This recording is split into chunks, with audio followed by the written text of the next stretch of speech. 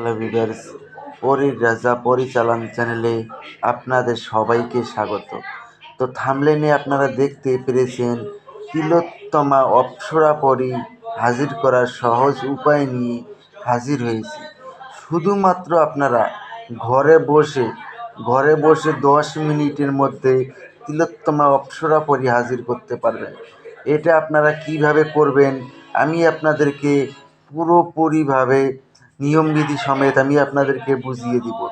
আমি আপনাদেরকে বলবো ভিডিওটা কেউ স্কিপ করে দেখবেন না।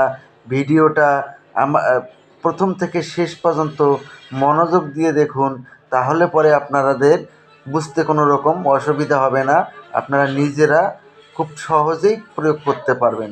আর এটা যদি নিজেরা প্রয়োগ করতে না পারেন, চালান করে নিতে চান, স্ক্রিনে দেওয়া নাম্বারে আপনারা আমার সঙ্গে যোগাযোগ করে নেবেন।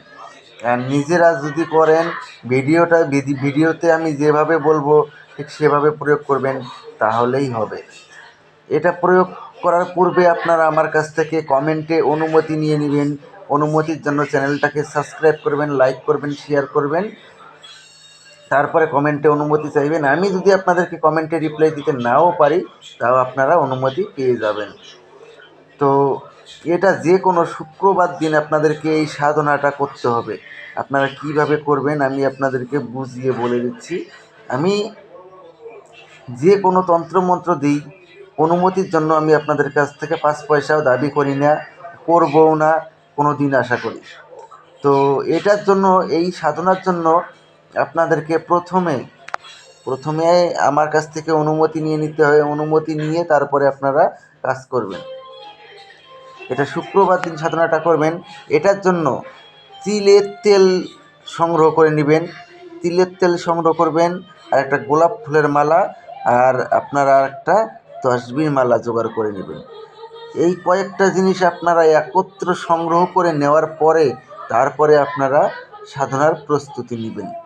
আরেকটা কথা মনে রাখবেন, এই সাধনাটা অতীব গোপনীয় সাধনা। আপনারা এটা গোপন রাখবেন। আর যেদিন সাধনাটা করবেন ওই দিন আপনারা নিরামিষ খাবেন। এই মন্ত্রটা আপনারা প্রথমে ভালো করে মুখস্থ করে নেবেন।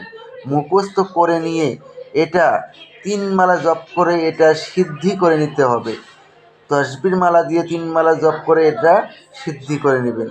সিদ্ধি করে নেওয়ার পরে যে কোনো শুক্রবার রাত ঠিক 11টার সময় পশ্চিম মুখ হয়ে বসে, পদ্মাসনে পশ্চিম মুখ হয়ে বসে এই মন্ত্রটাকে আপনারা 101 বার জপ করবেন।